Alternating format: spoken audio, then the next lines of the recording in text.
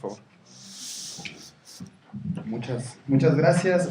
Bueno, pues es un gusto estar acá con ustedes, por supuesto, aunque llevamos ya 3 días aquí algunos, todo el día, es un gusto poder hablar, digamos.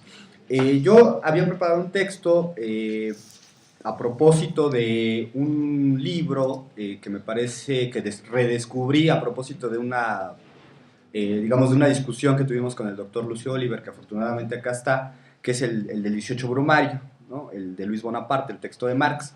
Entonces yo había reflexionado un poco tratando de presentar un texto que sintetizara lo que a mí me parecía quizá el texto político, de los textos políticos más brillantes de Marx, ¿no? Cada que lo releo, y es aquella ocasión que el doctor Lucio lo expuso, me pareció fantástico y necesitaba yo sentarme a escribir algo. Sin embargo, hubo un momento en el que dije, bueno, el asunto es no presentar solamente una especie de glosa o de comentario al texto, sino darle un sentido a la relectura de un texto escrito por ahí de 1852, que en realidad son una serie de artículos que Marx va publicando en un periódico a instancias de un amigo, y esto lo relaciono con 2 problemas que a mí me surgieron. ¿Cómo se hace la crítica específica de lo político desde el marxismo, ¿no? Una cosa es la crítica de la economía política, que tiene un determinado nivel de abstracción, que se mueve bajo algunas categorías, pero no puedes trasplantarlas inmediatamente hacia la crítica de la política como acto, como conjunto de actos, como conjunto de prácticas concretas, específicas. Entonces, esto lo relaciono con una experiencia que estoy teniendo, porque estoy redactando un texto sobre la recepción de Gramsci en México, del 64 más o menos, que es donde ubiqué los primeros textos a nuestros días. Y en esta investigación que estamos haciendo sobre Gramsci en México, me di cuenta que no hay una escasa apropiación de Gramsci como un gran teórico de la política, como un gran crítico de la política, precisamente en este nivel. Se le rescata en el nivel filosófico, en el nivel de la praxis, en el nivel de la dialéctica, en el nivel educativo encontramos unas maravillas, hasta gente muy conservadora como Graciela Hierro, que no era precisamente una marxista, escribe sobre Gramsci y la educación. Entonces, la pregunta era, ¿por qué hay un problema de asimilar la crítica de la política? ¿Por qué no estamos asimilando la crítica de la política específica?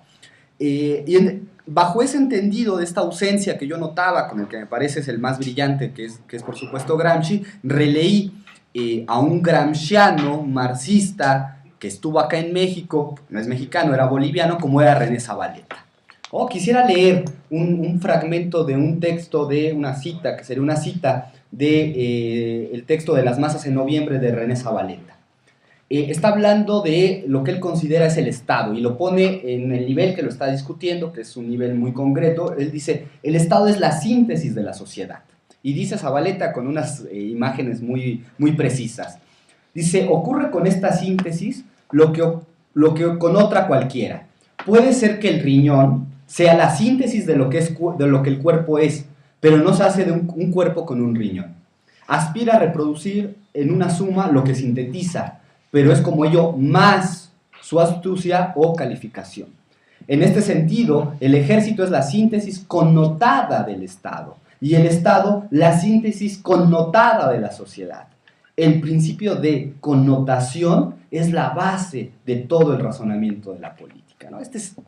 Aquí cierro la cita. Esta es una muy interesante reflexión que hace Zavaleta. La connotación, ¿no? la cualificación, la determinación, ¿no? De algo que que funciona como síntesis, como el principio de razonamiento de toda la política. Esta cita a mí me permitió releer el 18 Brumario, ¿no? Buscar, porque no podemos decir simplemente que la connotación, en dado caso, la connotación es histórica, las connotaciones son históricas, y habría que ubicar lo específico de la connotación que le da la posibilidad a este razonamiento político del que nos está hablando, ¿no? Entonces, yo encontré, y quisiera reflexionar un poco, y espero entregar un texto después de estas ideas, más allá de lo que tenía, sobre el problema de la connotación de la política y de la crítica de la política como esta síntesis connotada del Estado, de la política, ¿no? Etcétera. Y en el 18 Brumario yo encuentro lo que sería un tema fundamental para la connotación, para este ejercicio de reflexión sobre la connotación de la política. Y es el tema, en primer lugar, de lo temporal, el tiempo, el tiempo de la política y la política del tiempo. Y el 18 Brumario me resulta fabuloso porque si hay un lugar donde Marx reflexiona sobre el tiempo, además del capital, que es toda una reflexión sobre cómo el capital apropia el tiempo de la vida, cómo lo vuelve tiempo de trabajo, cómo incluso los tiempos de no trabajo se vuelven tiempos del capital, pero políticamente me parece que en el 18 Brumario está con mayor precisión y de manera más radical planteada la problemática temporal. Quisiera leerles algunos fragmentos del 18 Brumario que me parecen, que todos conocen, los que han leído el texto les ha de resultar, porque es un Marx muy poético además, ¿no? Dice Marx: la tradición de todas las generaciones muertas oprime como una pesadilla el cerebro de los vivos, ¿no? Esta es la primera referencia. ¿Cómo no podemos hacer política? Y es precisamente lo que está reflexionando el 18 Brumario. No podemos hacer política desde la nada. No la hacemos desde cero, no lo hacemos pensando que reinventamos el mundo, lo hacemos sobre la base del pasado, de la experiencia. Y, oh sorpresa, oh desgracia, el pasado también nos oprime, ¿no? También nos carga una losa de la que no nos podemos despojar tan fácilmente, ¿no? Y Marx, que está analizando el periodo de la revolución desde el 48, particularmente en Francia, ¿no? Insiste en eso. Dice: si examinamos esas conjuraciones, ¿no? Las conjuraciones de todos los muertos, ¿no? De todo nuestro pasado, de toda la política del pasado, ¿no? Si examinamos, dice Marx, esas conjuraciones de los muertos en la historia universal. Dice, esa es como la idea con la que está leyendo Marx las revoluciones del siglo XIX, ¿no? Esto me parece fundamental porque Marx aquí es donde de manera más radical da un concepto, da una serie de nociones sobre lo que es la revolución social. Y aquí tengo que sacar otro fantasma que en mi caso, ¿no? Oprime mi cerebro, ¿no? Que es el de Bolívar Echeverría en su no tan célebre texto, debería de ser más leído, sobre el concepto de revolución. Porque si ustedes leen a Bolívar Echeverría en ese texto, que es de los textos más políticos que tiene, dice Bolívar Echeverría: la revolución comunista que creímos ver, a la que el propio Marx aspiró, es una revolución que está atrapada dentro del telos de la burguesía. Es una revolución que cree que está reconstruyendo el mundo cuando lo que está haciendo es reformular la dominación del valor. Más o menos, es una tesis discutible en mi resumen. Pero es básicamente eso. Habría que abandonar el concepto, dice Burgués, de revolución que los socialistas tuvieron. Y yo en el texto del 18 Brumario encuentro efectivamente que Marx tiene toda esta reflexión sobre la temporalidad, ¿no? Sobre el peso del pasado, sobre lo que significa el revivir a estos muertos que vuelven a intervenir políticamente, porque lo dice claramente, dice Marx: la revolución social, y dice del siglo XIX, no puede sacar su poesía del pasado, sino solamente del porvenir, ¿no? Estas frases, ese tipo de frases fueron las que costaron o que cuestan que el día de hoy algunos teóricos y algunos incluso marxistas connotados o reconocidos insistan que Marx tenía una visión progresista de la historia. Esto es que hemos estado discutiendo acá en otros, que efectivamente en algunos lugares es muy claro, pero que sin embargo a mí me hace dudar de la hipótesis de Bolívar sobre la revolución y me hace volver a problematizar el problema del tiempo de la política a partir del 18 Brumario, ¿no? Porque Marx efectivamente está pensando que la revolución se hace sacando las aspiraciones del futuro. No se puede sacar de las aspiraciones de esta losa que nos han cargado los muertos, de esta pesadumbre que nos oprime, que oprime incluso nuestro cerebro y que nos impide incluso pensar en términos nuevos. Por eso me parece que esa es la noción de Marx. Si hay que politizar el tiempo, no podemos politizar un tiempo de opresión. Hay que politizar el tiempo donde podemos aspirar a otra cosa. En ese sentido, me parece, y el propio Marx me lo aclara de manera fabulosa, cuando unas páginas más adelante dice dice Marx, bueno, hay otra a propósito de esto, otra cita a propósito de eso, cuando dice Marx, la revolución del siglo XIX debe dejar que los muertos entierren a sus muertos para cobrar conciencia de su propio contenido, ¿no? Esta idea de la forma revolucionaria, esta insubordinación que están viendo acontecer en 1848, esa forma no puedes buscar su contenido en los muertos, no puede buscar su especificidad en el pasado, tiene que buscarla en otro lado. Visión progresista, van a decir algunos, ¿no? Lowy es de los que más, o Michel Levy es de los que más insiste en esto, ¿no? En esta idea que es muy benjaminiana, que creo que los marxistas se la han comprado acríticamente, de que el problema no está en el futuro, sino en el pasado, ¿no? Esta es una idea que el propio Bolívar de Echeverría tiene, pero que sin embargo me parece que Marx no tiene. Yo no creo que Marx tenga esta idea, o solo tenga esta idea progresista en términos de la temporalidad de la política, ¿no? Y lo dice Marx, se los voy a leer porque es fabuloso. Dice Marx, las revoluciones proletarias, esta forma que están viendo nacer en 48, como las del siglo XIX, se critican constantemente a sí mismas, se interrumpen continuamente en su propia marcha, vuelven sobre lo que parecía terminado para comenzarlo de nuevo, se burlan concienzuda y cruelmente de las indecisiones, de los lados flojos y de las mezquindades de sus primeros intentos. Parece que solo derriban a su adversario para que éste saque de la tierra nuevas fuerzas y vuelva a levantarse más gigantesco frente a ellas. Retroceden constantemente aterradas ante la vaga enormidad de sus propios fines, hasta que se crea una situación que no permite volver atrás y las circunstancias mismas, bueno, y sigue ahí una frase, gritan, aquí está la rosa, baila aquí, ¿no? Este es Marx, ¿no? Este es otro Marx, ¿no? Este es el Marx de la crítica de la política, que es fabuloso porque no hay tal idea de que la revolución, la forma de la revolución que busca su contenido político en el futuro, ¿no? Esta idea de alargar la temporalidad de la revolución, de que el tiempo de la revolución no está enganchado al pasado, no está, por supuesto, de ninguna manera en revivir formas políticas pasadas, sino en actualizar, en criticar, en crear y destrozar todas nuestras formas políticas nuevas. Esto es verdaderamente lo que a mí me permite nuevamente volver sobre el 18 Brumario y pensar el problema de la temporalidad política, cuando la temporalidad política no solamente busca vengar a sus muertos, como dice Benjamin, no solo busca que los muertos sigan siendo avasallados, sino sobre todo pensar que la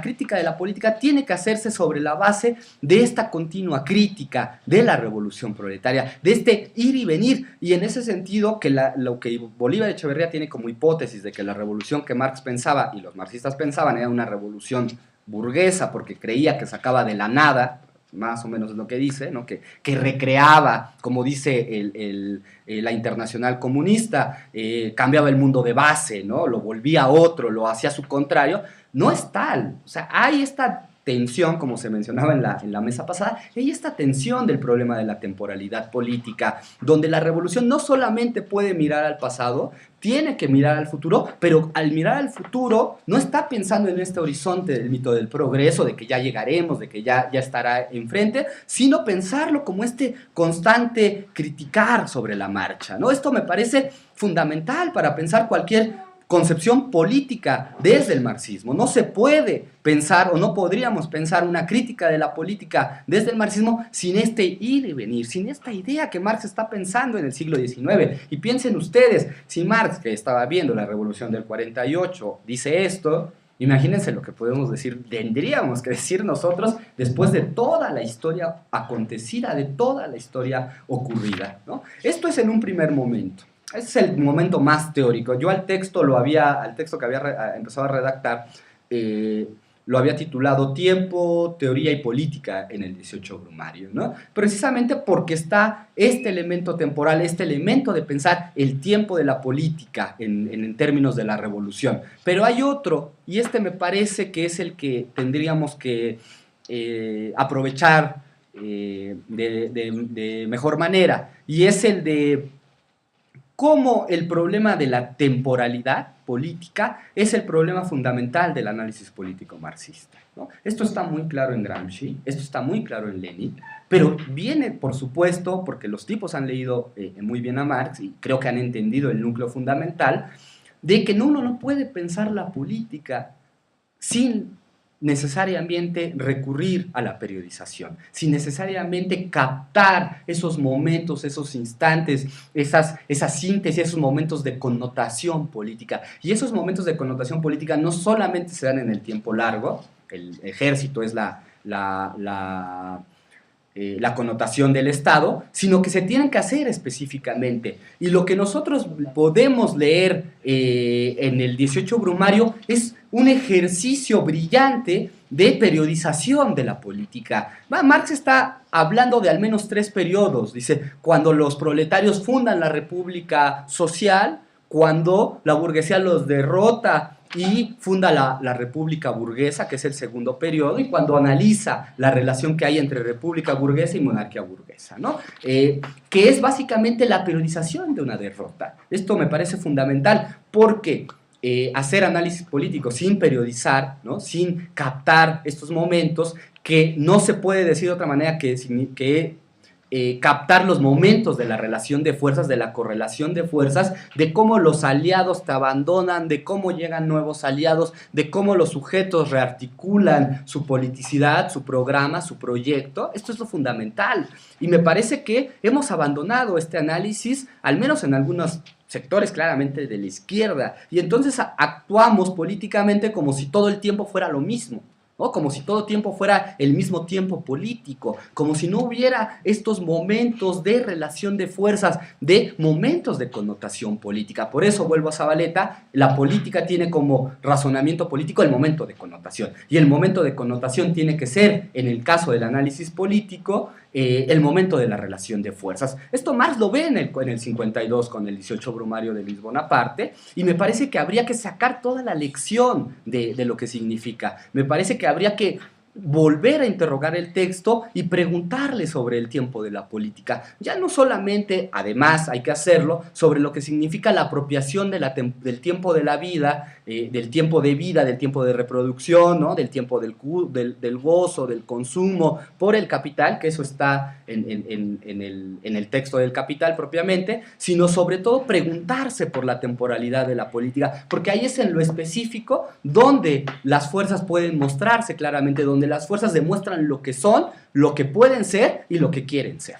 Y Marx en este sentido es maravilloso cuando describe, por ejemplo, cómo la burguesía encuentra como aliados a los pequeños burgueses, dice, y a los campesinos, y al lumpen, y dice, mientras que el proletariado solo tiene a su lado a sí mismo, ¿no? Esa es otra temporalidad, y cuando es otra temporalidad hay que insistir políticamente de otra manera, hay que proyectar de otra manera y hay que actuar de otra, incluso hay que reconocer que hay momentos en los que no se puede actuar, ¿no? Que no podemos forzar la temporalidad de la política. Yo creo que, o la temporalidad de esa política. Yo creo, y en este sentido voy a concluir mi muy breve exposición, que tendría que ser el elemento fundamental para rearticular los análisis marxistas de la política que nos están haciendo, ¿no? Y rearticularlos no pensando nuevamente en el 48, en el 52, en la revolución del 17, en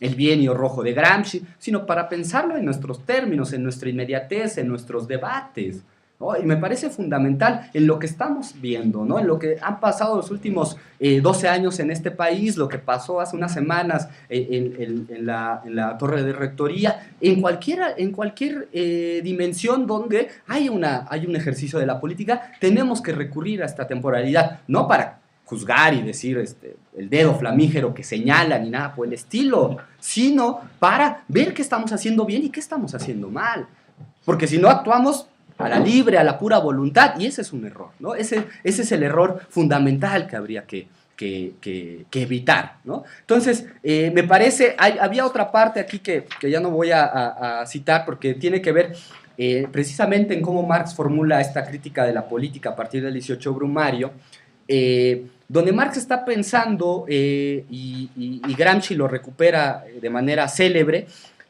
todo lo que significa la construcción de un tiempo estatal, Y un tiempo estatal significa la construcción de una cotidianidad, significa la utilización de una burocracia, significa el empleo de fuerza de trabajo, ¿no? Marx en algún párrafo dice, esta maquinaria que ocupa 500,000 hombres y que estos a su vez ocupan, que todo esto significa una temporalidad política, una temporalidad del Estado, una temporalidad del ejercicio del poder.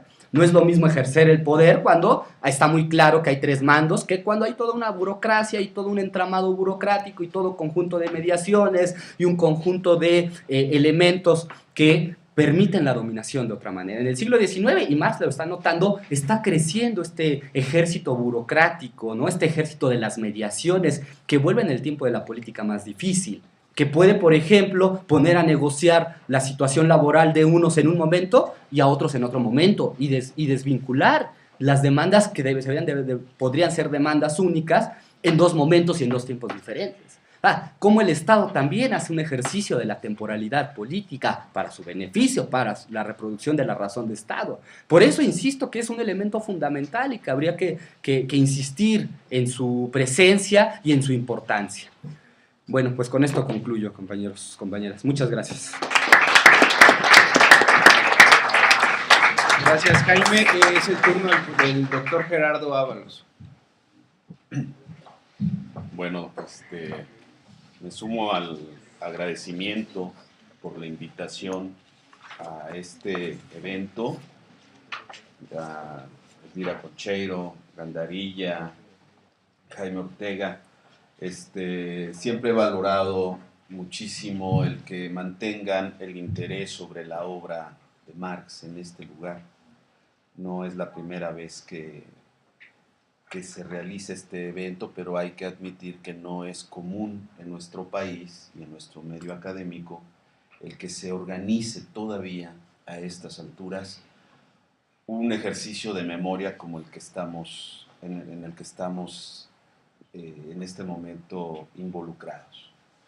Y evidentemente cuando uno piensa en Karl Marx en el presente, se viene la idea de su vigencia. ¿Estamos haciendo solamente un ejercicio de efeméride o nos estamos planteando seriamente la vigencia de la obra de Marx?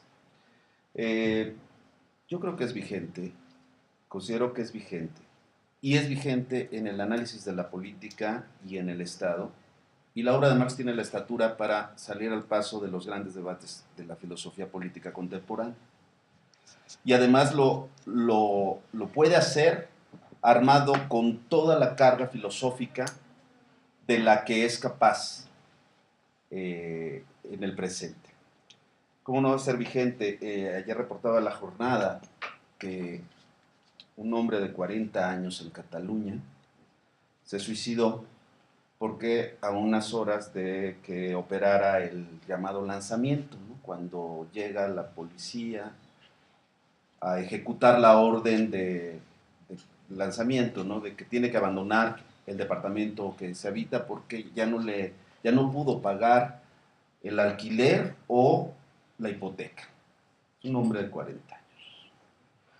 No es el primero. En los últimos 18 meses se han escenificado 15 casos similares de hombres que se suicidan porque no pueden pagar la hipoteca. Y no pueden pagar la hipoteca porque no tienen empleo. Curiosamente, hace unos meses se publicó un escrito inédito de Marx, se publicó en español, sobre el suicidio. Rarísimo, es un texto muy extraño de Marx, el suicidio. Y entonces, evidentemente, uno tiene la tentación de relacionar ambos acontecimientos para plantear esto justamente. Marx trabaja sobre un informe de un personaje muy peculiar de la Revolución Francesa que pasa por distintos puestos y uno de esos puestos es jefe de la policía, hace informes de distintos casos y varios informes son sobre suicidio. Y Marx, como suele trabajar al principio de un tema, lo que hace es citar al autor, lo hace las glosas críticas están en toda su obra, lo hace, por ejemplo, en los cuadernos etnológicos, así trabaja Marx, cita, cita, cita, cita, y él va armando glosas críticas, con lo cual se va armando aparte unos cuadernos, ¿no? Ya por su cuenta y riesgo. Y así le hace con los informes de policía sobre el suicidio, y Marx llega a una conclusión absolutamente vigente en el presente y que explica este tipo de acontecimientos. ¿Qué lleva a hombres y a mujeres al suicidio? Pues lo que podríamos llamar la destitución subjetiva. Es decir, cuando el hombre de carne y hueso sale del lugar social que le corresponde, del papel social, del rol social. Imagínense un jefe de familia que es despedido y que su familia depende de él y de ese lugar de padre, protector, proveedor, el hombre, el lugar del hombre en la sociedad. Imagínense todo el peso que cae sobre sus espaldas y que lo despidan y ya no puede mantener a su familia y ya no puede mantener a los hijos. Es decir, el ser social es relacional. Nos debemos a la mirada de los demás, al lugar que ocupamos en la sociedad. Esto se nos hace muy fácil hoy en día entenderlo.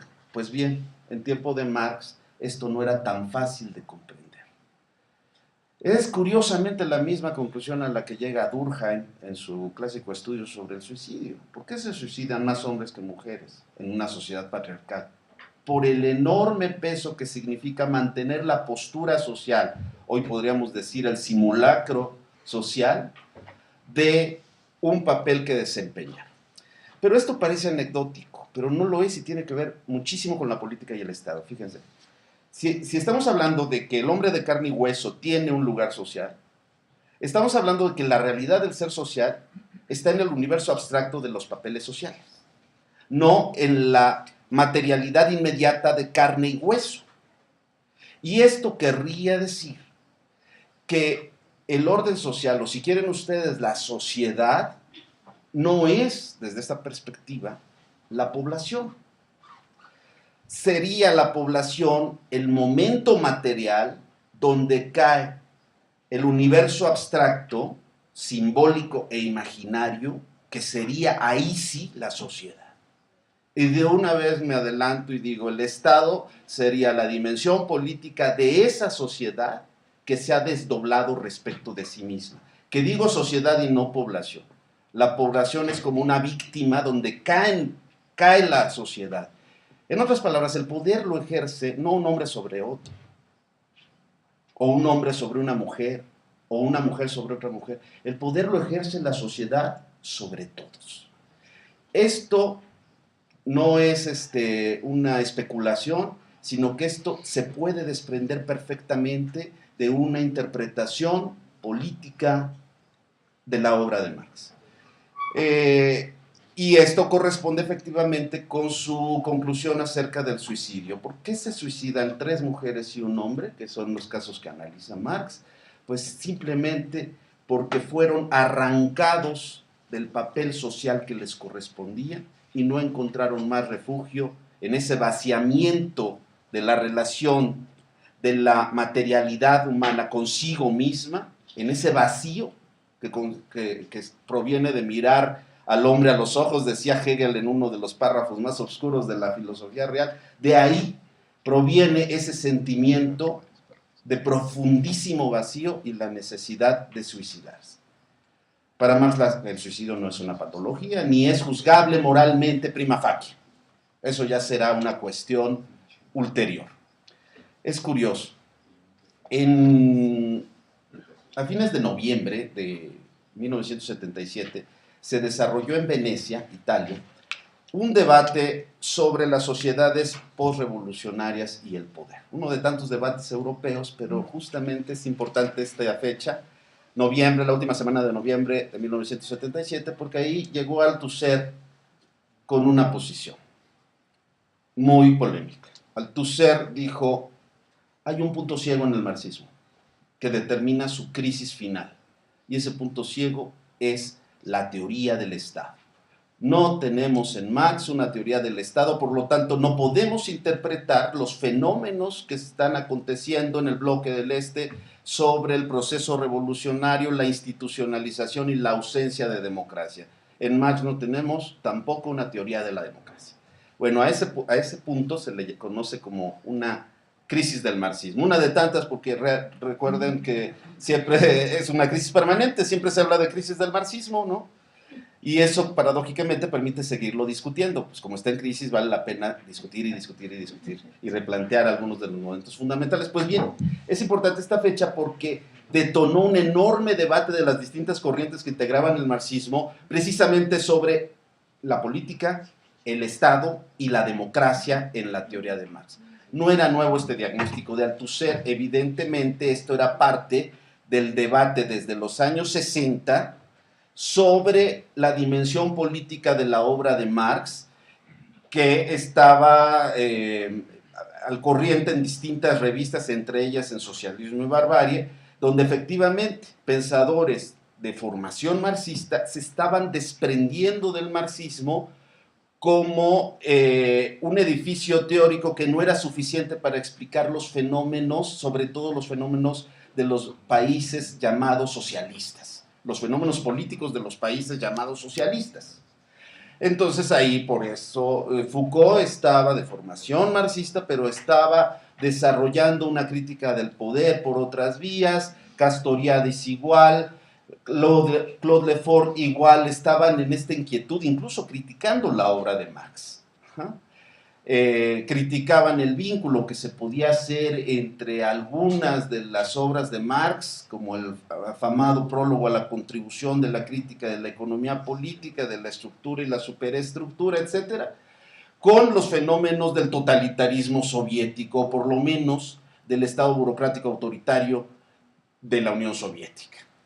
Se veía entonces que no era un problema nada más entre distintas corrientes dentro del marxismo, entre stalinistas, maoístas, trotskistas, no era un problema ideológico, sino que era un problema verdaderamente histórico, estructural, que tenía que ser discutido con las herramientas de la crítica. Entonces, efectivamente, esta llamada de atención de Althusser hizo que distintas corrientes, no solo dentro del socialismo y el comunismo, el pensamiento socialista, sino también dentro del liberalismo, como Norberto Bobbio, dijeran, no existe una teoría marxista del Estado, pero habría que construirla. Este diagnóstico entonces hizo que se revalorara la obra de Marx, pero ahora desde una lectura política, desde una dimensión política, y evidentemente se rescataron los textos políticos de Marx, dado que lo económico ya estaba estudiado de manera suficiente con los Grundrisse, el Capital, las teorías sobre la plusvalía, etc. Pero lo político, que sería este lado ciego, este punto ciego de la obra de Marx, eso no estaba suficientemente discutido. Y se revaloraron entonces las discusiones que estuvieron en torno, que se desencadenaron en torno de la organización, no solo de la primera internacional entre marxismo y anarquismo, sino también de la segunda internacional entre posición revolucionaria, posición reformista. Se revaloró la posición de Edward Bernstein sobre las tareas de la socialdemocracia y la construcción, la revaloración de la democracia y de las instituciones que no eran burguesas en sí mismas, como el Parlamento, sino que era posible utilizarlas para prohijar una transición del capitalismo al socialismo por la vía pacífica. Se revaloró el austromarxismo e incluso se hicieron algunas síntesis curiosas entre liberalismo y socialismo, como la que escribe Carlo Rosselli, prologada, por cierto, ya después rescatada décadas después, por Norberto Bobbio. Entonces, el debate continuó con este escaneo de la obra de Marx. Se iba tras las indicaciones políticas de Marx, desde la tesis doctoral hasta pues, sus últimos escritos y sus últimas cartas. En este ejercicio fue muy importante revalorar la correspondencia de Marx. Se buscaba por todos lados, ¿no?, donde podía haber una indicación desde donde se podía desarrollar como un ADN, ¿no?, una célula para arrancar el ADN y desde ahí clonar a un Marx, ya, pero actualizado, digamos, así más político. ¿Qué haría para el presente este Marx? Obviamente que lo más evidente de la obra de Marx no ayudaba mucho a desarrollar este nuevo concepto del Estado, porque estaba subordinado a las tareas políticas inmediatas, evidentemente. Cuando uno lee el manifiesto del Partido Comunista, se encuentra ahí con que el gobierno del Estado moderno no es sino el comité que administra los recursos comunes de la clase burguesa, ¿no? Es decir, el Estado, aunque dice el gobierno del Estado moderno, pero es muy fácil sacar la conclusión de que el Estado es un órgano, una mafia en el poder, que está en favor, que interviene en la economía y en la sociedad civil para favorecer a los ricos. Entonces, de ahí que el Estado en sí mismo se ha considerado un instrumento de la clase, en manos de la clase dominante, que como instrumento puede ser neutral y entonces lo podemos utilizar nosotros, los revolucionarios, para, con una dictadura del proletariado, revolucionar la sociedad entera. No era tan difícil obtener esta conclusión. El problema es que se partía conceptualmente de que el Estado es un conjunto de instituciones y las personas que gobiernan. Hasta ahí terminaba como que la complejidad del Estado. El famoso prólogo de la superestructura pues era peor aún, porque remitía lo económico como la base real de la sociedad y lo jurídico, político y religioso, es decir, toda la esfera de las ideas y creencias y todo eso, pues una superestructura. Hay que cambiar la estructura y cambia automáticamente la superestructura. El problema es que ¿cuál era la herramienta para cambiar la estructura? Nos esperamos hasta que choquen las fuerzas productivas con las relaciones de producción, en una especie de evolucionismo kantiano, hasta que en algún momento pues ya la revolución se hiciera por sí misma, ya cuando estuvieran maduras las condiciones objetivas y subjetivas, etcétera, etcétera, viene por solito. ¿Y cuál es el papel de la política entonces? Pues acelerar esas condiciones, concientizar al proletariado y a las masas, etcétera, pero finalmente esto implicaría que la superestructura sí tiene un enorme poder sobre la dinámica de la estructura. Pero todo esto parecía que no correspondía en realidad con la lógica que soportaba a la gran construcción teórica de Marx en su obra fundamental.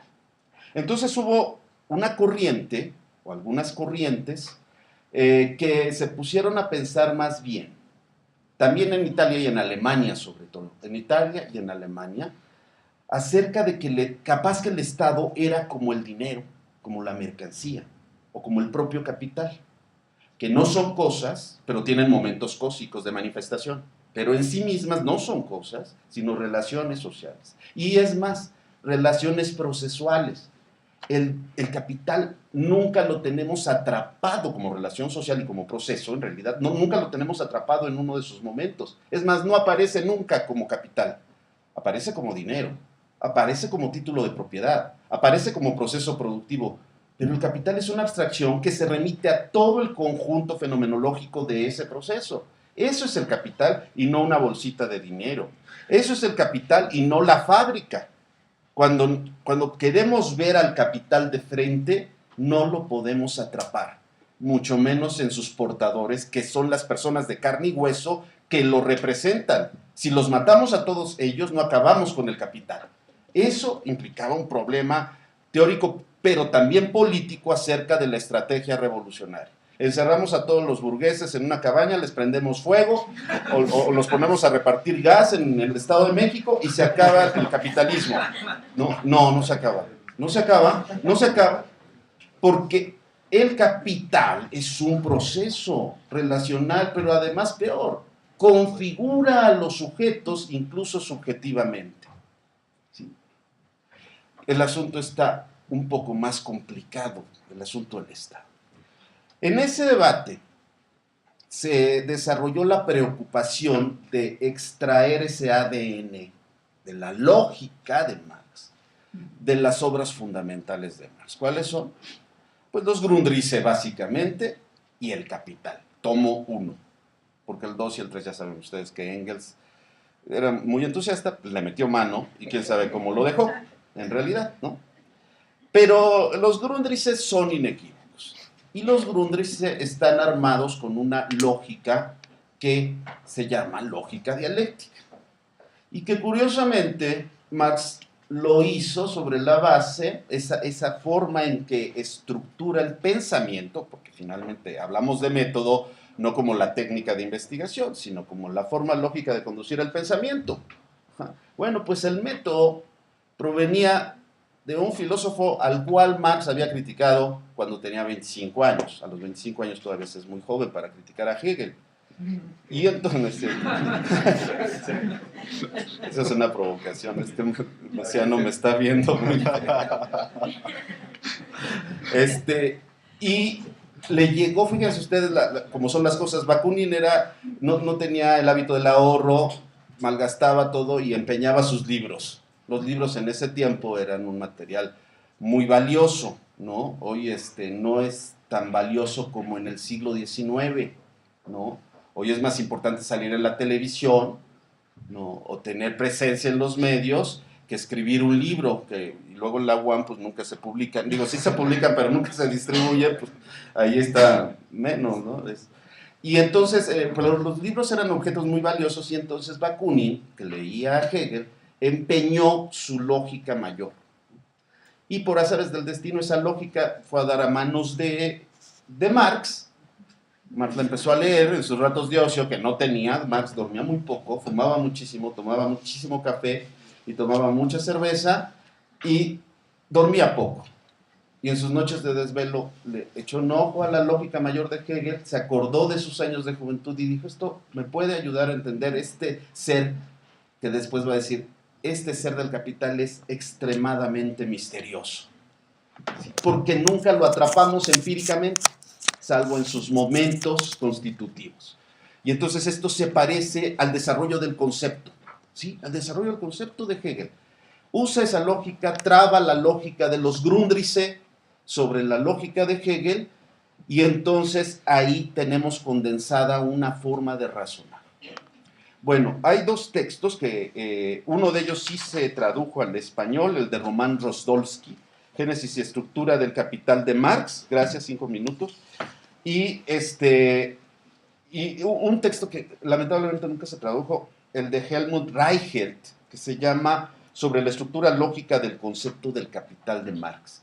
Y a partir de este análisis se podría derivar un concepto de Estado en Marx y una problematización de la política que diera respuesta como crítica de la política a los debates filosóficos del presente. Eso fue lo que desarrollaron, y algunos autores alemanes e italianos, y después franceses también, y luego también latinoamericanos, que coincidentemente tuvieron un diálogo con René Zabaleta Mercado, desarrollaron esto que se conoció como la teoría derivacionista del Estado o la escuela lógica del capital. Y entonces lo que hicieron fue, a partir de la lectura de la crítica de la economía política, no como un discurso económico, sino como un discurso desde un horizonte de comprensión hermenéutico que iba tras las categorías lógicas, ¿sí? Es decir, la crítica de la economía política, si nos fijamos bien, no es una crítica de hablar mal y feo del capitalismo horrible e injusto, sino que es una crítica de una racionalidad, es la crítica de una narrativa, es la crítica de un discurso. ¿Cuál? El discurso de los economistas. ¿Por qué? Porque es ilógico, porque llega a aporías, porque no puede explicar de dónde proviene la ganancia, es decir, el motor del funcionamiento de todo el sistema. Y su columna vertebral es el estudio de las formas como formas sociales. El dinero es una relación social, o sea, una forma social que se manifiesta en un objeto. Lo mismo es el capital. Y si el Estado es así, si las instituciones estatales no tienen un valor por sí mismas, sino como valor de manifestación de una relación, y si así leemos ahora los escritos de juventud de Marx, la cuestión judía, la introducción a la crítica de la teoría del derecho de Hegel, y si así leemos el trabajo enajenado, y si leemos la obra de Marx como una unidad, sí, económica, pero más allá de económica, una unidad económico-político-social, se pueden obtener las siguientes conclusiones. Primero, que la sociedad no es la población, sino el orden simbólico e imaginario con poder propio que se manifiesta como tragedia en la vida cotidiana de los individuos de carne y hueso. Segundo, que el Estado es la forma política de la sociedad y por lo tanto también es una comunidad ilusoria. Ilusoria no porque sea de fantasía o que no exista. Ilusoria porque es en el plano de la capacidad de simbolizar y de soñar de los sujetos en que adquieren realidad las categorías sociales. Imagínense que dejáramos de creer que el dinero vale. El dinero se esfuma. Efectivamente, los seres humanos hacemos nuestros poderes, los poderes que nos subyugan. Esta es la lógica del fetichismo, la lógica de la cosificación y la lógica finalmente de la política, que es nuestra, pero que no nos pertenece. Yo quiero terminar con esto. Muchas gracias. Muchas gracias, doctor Rábalos. Damos la palabra al doctor Luis Oliva. Bueno, están muy estimulantes las intervenciones. También yo quiero agradecer a Elvira, a José, a Jaime, a Aldo, por haberme invitado y por haber hecho este evento que es tan importante para conmemorar con una reflexión a un afectuoso, a un aniversariante respecto del cual todos tenemos mucho cariño, mucho afecto y además mucho reconocimiento.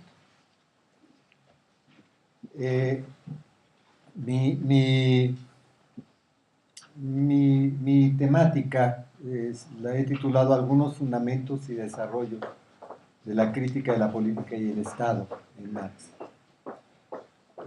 Y sí, me parece muy interesante. Voy a tratar de enlazar con lo que se ha dicho acá. En el sentido, sí, de que en la obra de este pensador, obra extraordinariamente prolífera, ahora se va a ver ya cuando se tenga una aproximación más terminada de las obras completas, sí se puede pensar que realmente no existe una teoría independiente del Estado y la política en Marx. Esto creo que es muy importante porque en otro momento histórico la teoría, el marxismo se entendió como un marxismo rígido, un marxismo de teorías cerradas. Y creo que cada vez está más claro que para Marx el pensamiento crítico es un pensamiento en movimiento, es un pensamiento que se transforma, ¿no? Que está vinculado con el movimiento de la historia y el movimiento de los fenómenos que entran en acción en la historia. Así que, como teoría rígida, independiente del Estado y la política, no vamos a encontrar, y sí, quizá, digamos, aquellos que buscaban construir teorías en Marx a partir de estructuras como Althusser, como bien se señaló, como Althusser, pues encontraban ahí un nudo ciego, porque no veían una elaboración teórica en sí, independiente, que hablara solo de principios y leyes que organizan la vida del Estado y la política. Entonces encontraban sí un punto ciego, terrible para ellos, afortunado para nosotros, porque las caracterizaciones teóricas en Marx son fenómenos vinculados con la historia en movimiento, que no significa que se puedan diluir en la historia, tampoco, no es ese tipo de historicismo el de Marx, pero que son fenómenos, procesos, conceptos que tienen una base histórica, que se mueven. Y por eso el Estado y la política son fenómenos que se relacionan con la función y el papel que tiene el poder en la reproducción de la sociedad capitalista sus contradicciones y luchas. Y esta sociedad capitalista es un organismo en movimiento, no es un organismo estático. Y esto nos plantea la importancia de lo que Gramsci consideraba la unidad, distinción entre historia y filosofía, y entre historia y política. Cuestiones de métodos centrales porque nos permiten una apreciación distinta de estos fenómenos. Cuando Gramsci habla de la unidad, es justamente estableciendo un marxismo en movimiento, un marxismo que trata de captar el sentido de las contradicciones en la historia misma, en la historia viva misma. Entonces, para él era la unidad de historia y teoría, no se puede, historia y filosofía, no se puede pensar en una filosofía independiente de la historia, como no se puede pensar en una teoría independiente de la historia. La historia es la base matriz del pensamiento, y no solo en la cabeza, en el cerebro de los intelectuales, sino de las abstracciones que surgen en la propia dinámica de la historia. El dinero no es resultado de un concepto elaborado por algún intelectual lúcido. El dinero es un proceso de abstracción que surge en el propio proceso, en el propio movimiento de la historia, para resolver y superar contradicciones que en la historia se suscitan.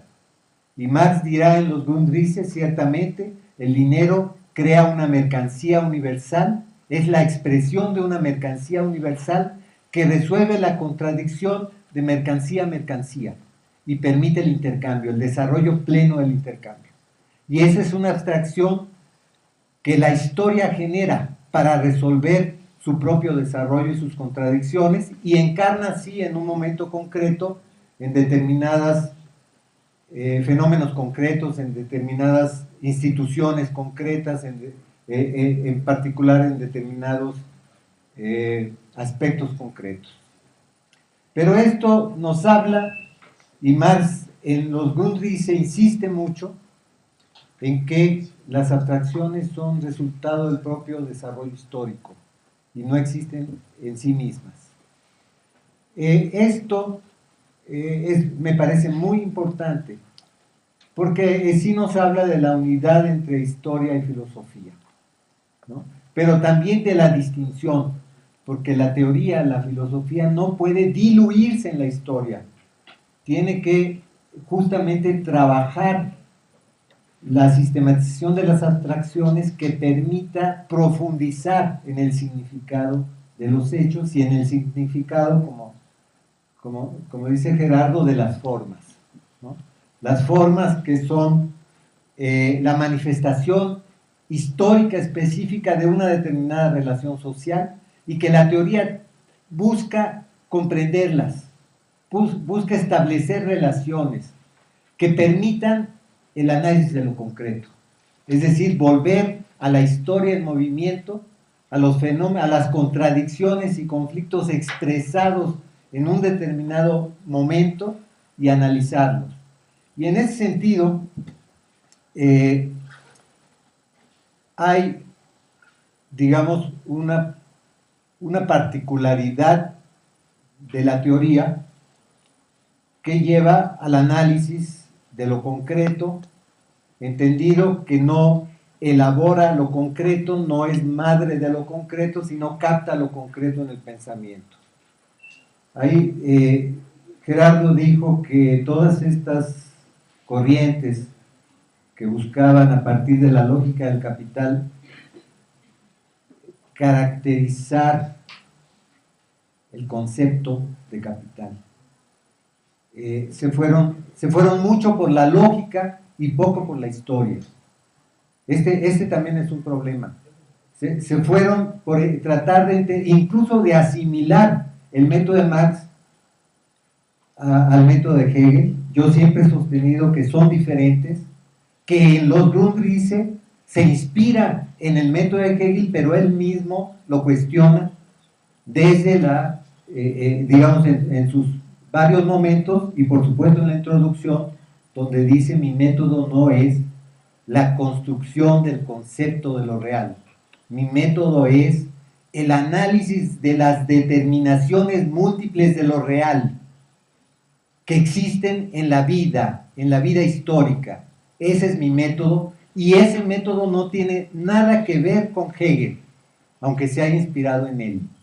Es otro método. La dialéctica de Hegel no es la dialéctica de Marx, y no es el método de Marx. Incluso yo creo que no debíamos llamarle dialéctica, porque la dialéctica fue una construcción conceptual de la idea en movimiento, del pensamiento en movimiento en Hegel, como creador de lo real. Y en Marx no existe ese método, es otra cosa. Es la teoría, la abstracción que se desarrolla, se critica, los investigadores la critican, la desarrollan para que pueda servir para el conocimiento de las múltiples determinaciones de lo real. Y esto no tiene nada que ver con la tesis, la antítesis y la síntesis, con el método dialéctico de Hegel, no tiene nada que ver. Y sí sería conveniente incluso cambiarle el nombre al método. Es otro método el de Marx. Es un método que podríamos caracterizar como histórico crítico y no dialéctico, porque eso nos remite a Hegel inmediatamente y subsume a Marx en Hegel, y es otra cosa. Pero volviendo a por eso para Marx es fundamental la relación historia, filosofía, historia, teoría, pero también la relación, la unidad, distinción entre historia y política, porque la propia política no puede surgir de la teoría, la política surge de la historia, de la lucha entre fuerzas históricas, de la confrontación, de las elaboraciones teóricas también que acompañan esa lucha. Entonces, por eso Gramsci habla de la unidad, distinción también entre historia y política. Y estos son criterios de método fundamentales que nos permitan abordar también esta problemática del Estado. Y en ese sentido, tenemos que considerar que Marx pensó al Estado con lo que le planteaba, con el horizonte que le planteaba la sociedad del siglo XIX, y las luchas políticas del siglo XIX. Si queremos entender, adentrarnos en el pensamiento teórico de Marx sobre el Estado, no es por la vía de una teoría independiente, sino por conocer la relación que Marx hacía de su búsqueda crítica con el movimiento de la historia del siglo XIX. Ahora, hay cuestiones fundamentales en ese sentido, ¿no? La periodización del pensamiento de Marx sobre el Estado atraviesa muchas fases. Era una obsesión casi para Marx entender la función del poder público, del poder político en la reproducción de la sociedad y sus contradicciones. Al principio, en la crítica a la filosofía del Estado de Hegel, Marx sigue a Hegel, pero lo critica. Dice, Hegel tiene razón al pensar que es necesario en la sociedad moderna el Estado para regular los conflictos de una sociedad de hombres egoístas. Pero no tiene razón al pensar que el Estado hay que traerlo del espíritu. El Estado surge de la necesidad de regular esos conflictos. Surge de la misma sociedad egoísta en conflicto. Y eso es lo que no ve Hegel, porque para Hegel el Estado como idea ética lo tiene que traer, digamos, de la voluntad conformada en espíritu para que juegue un papel de mediador. y para que juegue un papel de, digamos, de constructor ético que medie entre los conflictos y que lleve, digamos, los aspectos racionales generales a esa sociedad envuelta en conflictos. Y Marx dice, no, Hegel en ese sentido está equivocado, es esa sociedad la que genera al Estado como una necesidad. ¿Por qué? Porque los conflictos entre hombres egoístas con intereses particulares en choque requieren una mediación para poderse reproducir, para que esa sociedad se pueda reproducir. Por eso lo que hay que cambiar es la sociedad. Hay que crear una sociedad que haya eliminado ese interés privado contradictorio que pueda crear entonces un hombre como especie. Y ahí, cuando eso la sociedad lo cree, el Estado desaparecerá.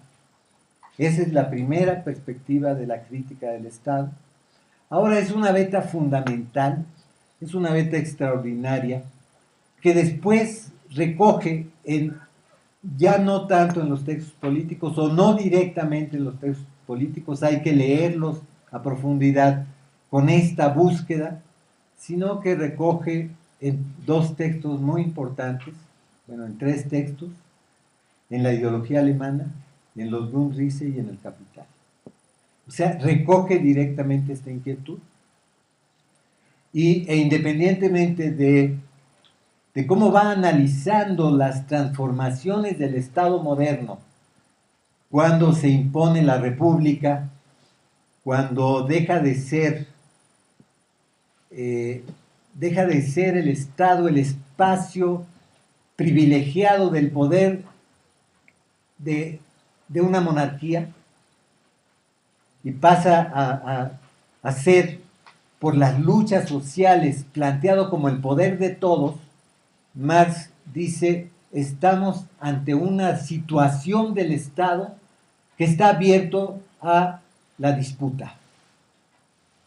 Y sí, le preocupaba profundamente qué iba a pasar con el Estado que surgiera de la revolución del 48-52, porque automáticamente iba a plantearse como el Estado representativo de todos, de toda la sociedad, de una sociedad de hombres iguales y libres que habían por fin logrado constituir un poder que defendiera a toda esa nueva sociedad. Y ahí puso junto con Engels el elemento amargo de decir, el Estado, señores, es un instrumento de dominación de clase, es decir, un contenido político. El Estado es un instrumento de dominación de clase en una sociedad de clases. Ni la sociedad que surge de la revolución o que quiere surgir de la revolución del 48-52 es una sociedad de iguales y libres, de individuos iguales y libres, ni el Estado. Entonces hay que leer el manifiesto en su contexto histórico para entender el sentido político. Vamos a confrontarnos con aquellos que quieren ver al Estado como la idealización de la igualdad y la libertad de todos, porque esta sociedad no es todavía la sociedad de iguales y libres, es la sociedad de clases, y por eso el Estado resultante de esa sociedad de clases es el Estado de la clase capitalista, que es la que se beneficia con el horizonte abierto con esa revolución. Eso es muy interesante y ahí vemos la vinculación historia-teoría, la vinculación directa. Y el manifiesto tiene ese sentido. No porque Marx ni Engels quizá, porque Engels viene de otra tradición, no viene de la tradición hegeliana, viene del republicanismo democratista de Verne, un teórico republicano alemán que fue el que formó las ideas sobre el Estado iniciales de Engels. Marx, en cambio, sí viene de Hegel y sí parece haber una contradicción entre el planteamiento del manifiesto y el planteamiento previo que recoge la idea general del Estado de Hegel, de la crítica del 43, 44 a los textos de Hegel. Pero yo creo que esa diferencia tiene que ver con el sentido político del momento histórico y el sentido que había que esclarecer para que los trabajadores no se fueran con la idea de que se había impuesto un Estado de todos y una revolución de todos. Pero después, ya con la calma después de la derrota, lleva a que Marx y Engels profundicen sus estudios y en la ideología alemana recuperan e innovan sobre el Estado una concepción importantísima, donde por primera vez plantean la idea de que el Estado es una forma, es la forma de comunidad que no existe todavía en la sociedad, a pesar de que la sociedad tiene fuerzas productivas sociales, tiene relaciones de dependencia mutua en los individuos, entre los individuos, y formas de cooperación colectivas que forman lo común de la sociedad en un momento en que la sociedad no está regida por lo común, en que la sociedad está regida por una división social del trabajo que confronta los intereses individuales con los intereses comunes. Y en esa sociedad,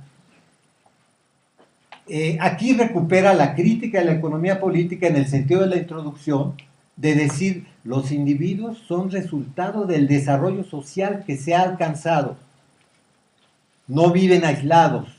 Y ese desarrollo social alcanzado es muy importante porque ha generado fuerzas productivas sociales, capacidad de cooperación social que sin embargo no se rige por lo común, no se expresa como el poder de eso común, sino se expresa como el poder de algo que se cosifica, se independiza, se exterioriza y domina a los individuos. Es lo común que no se puede expresar en la vida social misma, por las relaciones de intercambio, después dirá por las relaciones de valor de cambio y por las relaciones de capital, que impiden que esa sociedad que ha desarrollado lo social de una forma extraordinaria, exprese eso social como dominante. Y lo que expresa es formas aparentes, formas independizadas y cosificadas, que son las que dominan la vida social. Y ahí Marx empieza a entender a profundidad que el Estado es la comunidad. Ante todo es la comunidad alienada, sí, por las propias relaciones que hay en la sociedad, y por lo tanto es la comunidad ilusoria, pero existente en la sociedad, que tiene bases reales en la propia materialidad colectiva extraordinaria de la sociedad, que ha establecido ya vínculos universales entre los individuos y formas productivas sociales universales. Entonces, eso que hay de común no se puede expresar más que como forma ilusoria de comunidad, y eso es el Estado. Y en los Grundrisse recupera esa idea extraordinaria de la ideología alemana y dice en los Grundrisse, ese nexo social que han creado los individuos en la modernidad, ese nexo social está dominado por el dinero y por el capital. Pero el dinero y el capital no son simplemente excrescencias, es la expresión del nexo social separado de sí mismo porque no es dirigido por la sociedad. Y el dinero, dice, el dinero es la comunidad, el dinero es el Estado en su primera expresión. El dinero es el Estado. Pero ¿qué Estado es el dinero? El Estado en la medida en que expresa el vínculo social, la capacidad social productiva, pero lo expresa de una forma en que oprime a la sociedad, le impone su poder como dinero, ¿no? Como relación cosificada exterior, ¿no? Y sin embargo, ya Marx está viendo que el problema del Estado se complicó. El problema del Estado pasa a ser algo fundamental, porque expresa justamente la comunidad no realizada, la comunidad enajenada de la sociedad moderna. Y esto es fundamental porque eso significa que para Marx el Estado no es algo que se pueda teorizar en sí mismo, ni se pueda desechar. Hay que luchar para hacer de esa comunidad ilusoria aparente la comunidad real. ¿Cómo? Transformando las relaciones sociales de capital en otro tipo de relaciones sociales que permitan que no prevalezca el dinero como comunidad ni el capital como comunidad, sino que prevalezca el trabajo colectivo social como dirigente de esa capacidad comunitaria de los hombres. Y ese es el objetivo que está construyendo. Eso será el Estado.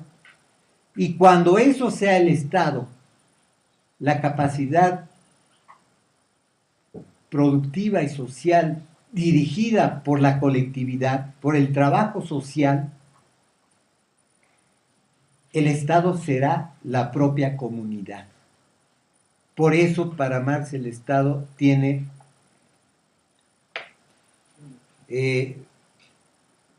un sentido histórico y un fin histórico, porque al final el Estado es la comunidad que se está creando y que hoy está enajenada, que hoy está subordinada a formas. Por eso es muy importante la forma Estado, como me parece muy bien, como una forma que expresa relaciones,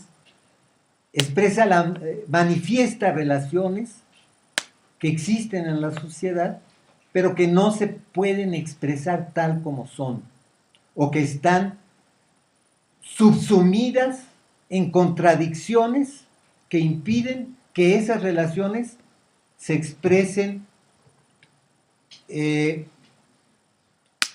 limpiamente, por así decirlo. Y no se pueden expresar por las contradicciones de la sociedad. Entonces, la forma Estado, como forma de la relación de capital y como forma de un proceso histórico-político de relación de fuerzas, yo creo que es fundamental teorizarla, comprenderla para el análisis político. Porque entonces ya no veremos en el Estado como la posibilidad de un actor independiente, como un actor, como lo ven los liberales, ¿no? Podemos recuperar esta construcción del Estado como forma de la comunidad ilusoria, de la ideología, y como forma de la comunidad dominada por el dinero y el capital de los Grundrisse, para tener una capacidad crítica de comprender, digamos, el poder que se ha erigido en la sociedad y comprenderlo como un problema de la sociedad misma, no como un problema en sí. Esto creo que es importantísimo, creo que es lo que hay que seguir analizando, y sí nos plantea como conclusión de que hay una específica relación entre historia-teoría, historia-política, que, como bien lo dice Gramsci, es una relación de unidad-distinción. Y con eso creo que podemos avanzar en un debate más fundamentado acerca del Estado y la política. Gracias.